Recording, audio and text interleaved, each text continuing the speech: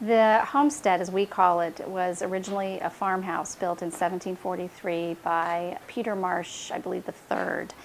And it was part of a land grant and then handed down to Peter as one of the descendants of the original Peter Marsh. And he built this home and really used it as their family residence for several years. And then in 1871, the Marsh family sold it to the Dodds.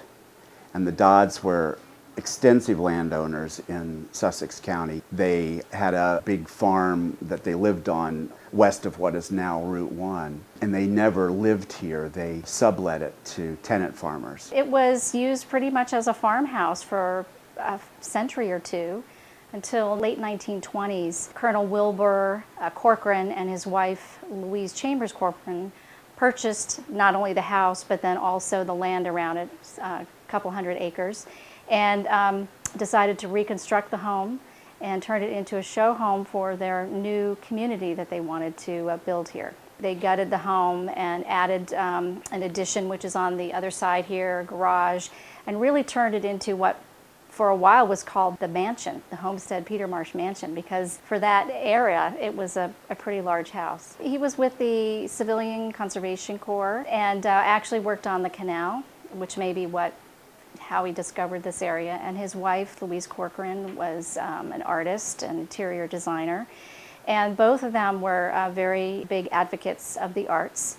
And when they moved here, Louise very quickly connected with artists in the area, and which eventually is what led to the Rehoboth Art League being headquartered right next door to their house. The official founding was 38, but I think it started well before. The seeds of it clearly were in the summer vacations by the Pyle family. Howard Pyle was enormously successful by the time he started vacationing here with his family out of Wilmington. The whole milieu he's creating is drawing people to the region. Because he was here, other people were coming. Mrs. Corcoran started connecting with artists down in Rehoboth Beach. The Village Improvement Association had several artists, Ethel Pennywell Brown Leach being one of them, who was a student of Howard Pyle.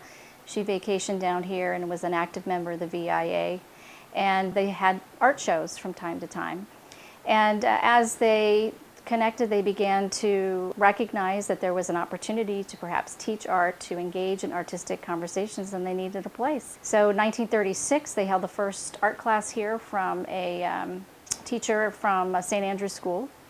And a year later, decided they were going to form an art league, and in June of 1938 they brought a building here.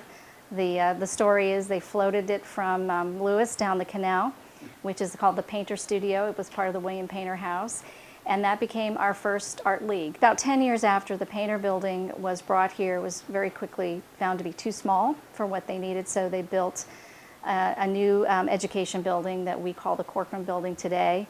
And in subsequent years, we've added some additional facilities and expanded so that we can support the diversity of not only the classes that we offer, but also the different exhibitions that we hold. It started with art classes, but very quickly, how do you show the work that you've done in a classes to have an exhibition? So we started holding exhibitions very quickly. After a couple of years, the art show that was based in Rehoboth moved here. The league expanded its classes from basic painting and drawing to include all forms of media, but also music, dance, theater, languages, etiquette.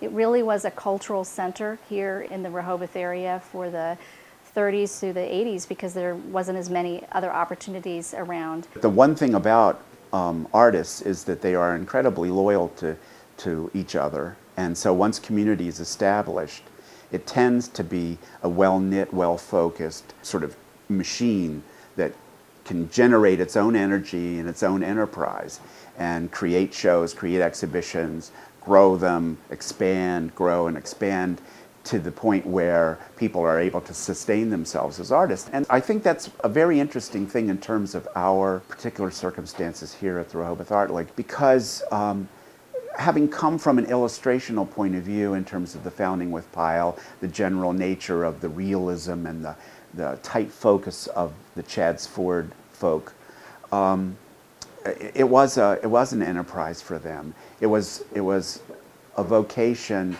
and a calling, but it also was a business. As a nonprofit, we needed to raise funds to support the organization, and so the Art League began its now infamous costume ball, which we are bringing back this year as an anniversary celebration, which was a fundraiser where folks at the end of the season would dress up in costume and raise money for the Art League. A lot of the leading professional artists in Sussex County are longtime members of the Art League, and they're out there every day plugging along and making a living.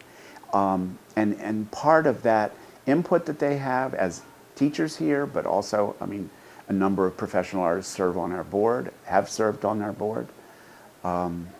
It's the kind of sustaining energy that welcomes amateurs and does everything it can to help them become better artists and help community understand art better. And it's a extended cultural conversation, and it's a pretty remarkable thing.